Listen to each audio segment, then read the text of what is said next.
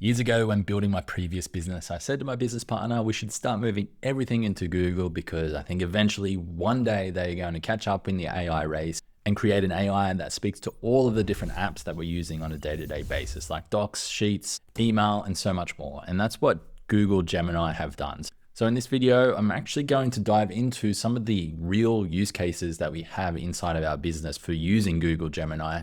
So you can understand Gemini from maybe being a beginner to really some of the more advanced techniques and strategies out there for this particular tool. Now, when you log in, there's actually a lot of different places you can begin to use Gemini. So gemini.google.com, we have a subscription for using Google Workspace.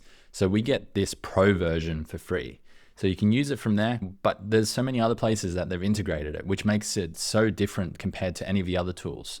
And before we go and have a look at these places, if you come into your settings and you look at apps, you can see all of these apps that are connected.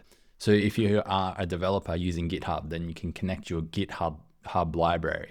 If you've got Workspace, then you can connect Gmail, Google Calendar, Google Docs, Google Drive, Google Keep, Google Tasks. You can connect all of those. I've also used it to find good flights and hotels. I've not used it for maps yet, but you can use it for maps. You can also use it to find YouTube videos. So connecting to all these apps makes it so much easier to integrate into your different workflows. Now, some of the ways that we are using it is inside of Google Drive. So if you look over here to Gemini, we can see that we have summarized this folder, analyze each file in this folder. What can Gemini do with folders? So let's just ask it and see what else it can do with these folders inside of our Drive. Because if you're anything like most companies that I've seen over the years, Google Drive is typically a mess. So having an AI that can read through some of these is definitely a big help for a lot of people. So selecting folders, asking questions, summarizing, moving files between folders, creating new folders. So all of those things can be done with Gemini. Now we also use Google Meet, which is great because it now provides a transcript and the meeting notes generated by a Gemini. And you can see here, it's got the timestamps as well that links into the meeting recordings. And we've actually built some pretty interesting automations off the back of these transcripts and notes generated by Gemini as well. Let me show you one of the advanced automations that we built using the Gemini notes and an automation tool called NAN. So you can see here with this workflow is that we have it scheduled to trigger every hour, I believe, where on every hour we trigger this to see if there's been a new meeting done with Google Meet in the past. From there, we then get the attendees. We then share that file with the attendees. So if you have used Google Meet before, you know that if you try and share that link without giving the permissions to your team members, then it doesn't actually work. So we do all of that automatically. We get the transcript ID, we extract that transcript. Then we create a list of to-dos using AI. So it reads the transcript from the meeting. It then creates a list of to-dos and it will either create the task inside of ClickUp, or if there are more things to do before they go into ClickUp, then it will create a task inside of my Google Calendar for me to follow up and do, because I check my calendar more than I check my ClickUp. So doing these types of workflows with the Gemini and Meet integration is so beneficial for automating parts of your project planning and the things to do after a meeting with clients or with team members. Next, you can see it's fully integrated into Sheets as well. You can use these prompts over here in order to just create some different sheets based on your different templates that they've built over the years, or you could simply just chat with it as well. So let me just chat with it. Create me a lead generation sheet for CRM tracking for reach outs to sponsors so we know what communication is happening and where each conversation is at. So let's see what it comes up with. So let's just hit insert, and it's got sponsor name, contact person, contact email, outreach date, status. So next we're just going to get it to add something on, and we're going to say add on the last communication date, and we're just going to click insert. So it didn't actually put in the name, but we can easily do that ourselves. So as you can see here, you can now use natural language in order to build sheets. You don't have to worry about formatting it nicely. It's adding in the colors, and it just makes it so much faster to move through it, even if you have no technical knowledge of what Sheets can do. I know for me, I remember being in a company using that VLOOKUP function once, and every time I had to do it, I just had to get someone else in the team to do it, because even though I was looking at videos, it just wasn't making sense to me. So Those types of scenarios are great for people who kind of know what they're doing, but they don't know the technical component. You can just now use natural language in order to use these features. Then of course, we've got the integration into slides. I'm not going to go through that. We use Canva most of the time anyway. But the most important one that I want to get to is back into the Gemini dashboard itself. So you can do a whole bunch of interesting things. So over here on the left, you've got your chats, but they've got a thing called Explore Gems. So gems are pre-built projects, just like you would find inside of Claude and ChatGPT, which I'm going to dive into in future videos. So make sure you subscribe and stick around for those.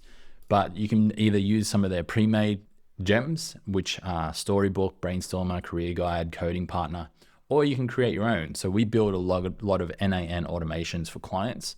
So we've built an NAN automation builder here in our gems, which basically just has a full log of all of the different JSON files from those automations. So it has some context of how we're building automations for our clients.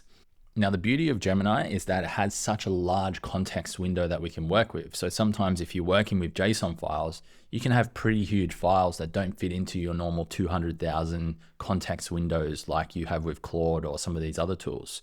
So with Gemini, you've got like 1 million context window, which means you can fit a lot of content in there or a lot of data into the context of the prompt in order to try and figure out some solutions. Now, I will say that we use ChatGPT or Claude for trying to figure out any challenges within our workflows as a higher priority. But if there's really long bits of code that we want to add into and try and figure out just in one shot, then we'll add that into Google Gemini, into our NAN builder.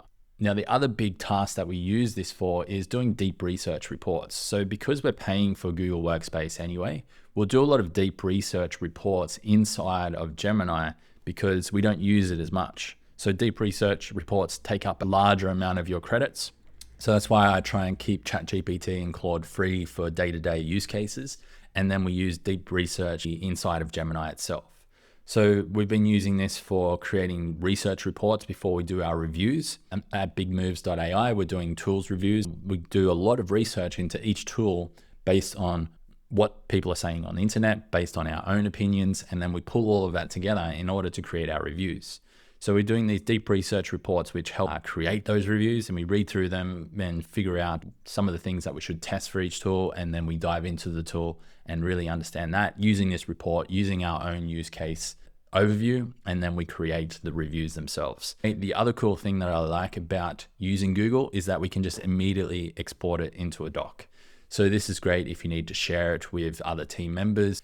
Now, there are a few extra little hacks that I have for you for using Gemini itself. So let's dive into those. If we open up a new chat now, then we can just, because we have it connected to our apps, I can say, what are the most important events on my calendar today? And it will go off, it'll pull all of the different things that are in my calendar so that I know what I need to prepare for. Then I can also ask it, what important emails do I have? And look at that, I don't even have any emails. It's because it's a brand new email address, so I'm lucky in that sense. I'm not going to reveal that. Hopefully you haven't seen it so far. But I can also ask it things like hotels and flights. So let me ask one now. So I'm going to ask it, I'm heading to Bali between the 8th to the 12th of October from Gold Coast, find me the cheapest flight. So here it's gone, and I've found several flights from Bali departing on the 8th. Actually, that was my mistake. I am heading there one way between 8 and 12 and looking for a cheap flight on any of those days. So it's gone off and it's looked at between 9 and 11. You can get a flight on either of those days from Brisbane for $282 Australian. Wow, that's actually really good. But I don't think I'm going to go to Brisbane. I'm not sure why it sent me to Brisbane, but we've got one here from Virgin Australia on the 8th of October for $313. So I'm probably going to pay that little bit extra so I don't have to go to Brisbane. But overall, you can search through all of the different flights that are required. So then when I get there, then I actually need somewhere to stay. So I'm going to ask it for a nice 1-bedroom villa for the first week in Canggu with a budget of $1,000. Now it's going to look up Google Hotels and it's going to find us something nice for around that price. So it's probably not really followed my instructions that well. It's saying $87 for the week. I'm saying that I want something for $1,000. But there we go. There's a few down here. I'm not sure what this is about. It doesn't really make sense. I think maybe $88 per night for the week. I don't know. Anyway, it's found the actual hotels down here. And let's have a look. This one here looks nice, $723 a night. So I'm not sure, it's actually quite confusing what it's come up with here. So this one, it's actually looking at Sunday the 12th to the 19th for 723. So that's reasonable. So I guess it's just the way that they've structured this inside of Gemini that makes it a little bit confusing. So it is correct in the sense that it's $723 for the week, even though it's saying per night over here. So I guess that's a development problem on their end that they need to figure out. But overall, it's it's not too bad. $12. I don't know what's happened there. I'm so confused by that. All right. So what else can Gemini do? Now, of course, if we come back into our new chat, we've got the most popular components of this, which are create videos with VO, and then of course, Nano Banana image generation. So let's create a video and see what it comes up with. Now, according to the internet, at the time of making this video, you can create 10 8-second videos per week using Gemini Pro, using the VO3 output. So let's dive into that and create a video right now. Now, a quick little hack that we have found for using VO3 is prompting it with JSON. And there's actually a lot of great GPTs that you can find in ChatGPT in order to create those JSON prompts. So I'm just going to use this one here. I've not tried this one before, but let's just use the reverse comedy structure for a scene in the office. So it's going to search the knowledge base. It's going to come up with a version of this in a JSON prompt. So JSON is simply this type of structure here. It's used within development. It's used within automation. We are using JSON every single day when we're building automations for clients. And this allows us to be more specific in terms of the different components of the video. So you can see here, we're describing the scene, we're describing the character, we're describing the visual style, the camera and composition, the lighting, the audio design, the color palette, dialogue. So all of these things are very important when it comes to creating videos that produce a result that is much better than just a simple prompt. We're also using the same type of structure for creating images as well. So let's just take this most creative one here. And we're going to say video, and we're going to just simply paste in that JSON and see what it comes up with. Okay, so that took maybe a minute, and here's the video. I've not watched it yet. Let's watch it together. We're not firing people. We're setting them free to disrupt other industries. So let's go back and just read what that prompt was. So glassy corporate jungle, motivational speech echoes, sipping kombucha, the boss silhouetted by morning light, addresses the crowd with gravitas. Yeah, I mean, it didn't really do that bit. 50-year-old black male, that was correct. Lemon glasses, yeah, that one was pretty close. Corporate satire meets surrealist. What was the camera composition, tracking, lighting? That was correct. Audio design. Okay. I mean, overall, it got it fairly close, right? Like you can see this here. But if you can just think about where the video generation is going, like that's pretty impressive from where it was just like 6 months ago. So VO3 is pretty cool. However, I would say there's not a lot of use cases yet, unless you're like a really solid video designer. So I have seen videos where people are taking these types of VO3 videos, structuring them all together and then selling them as ads. So it's possible. It's going to take a lot more effort than what people are talking about. But for most business owners, videos is not really a big use case right now. However, we do have some really interesting use cases that we're building video automations for with clients, where we're not so much using Gemini or VO right now, but we're using Runway, and we're taking images and turning them into real life panoramic drone style images for advertisements. So that's pretty cool use case for real businesses. But right now, just generating videos, what are you going to do with them? Not much really. But overall, it's pretty cool. So now let's dive into images. For images, it's the same type of deal, right? We're just going to open up the tools here. We're going to go create image.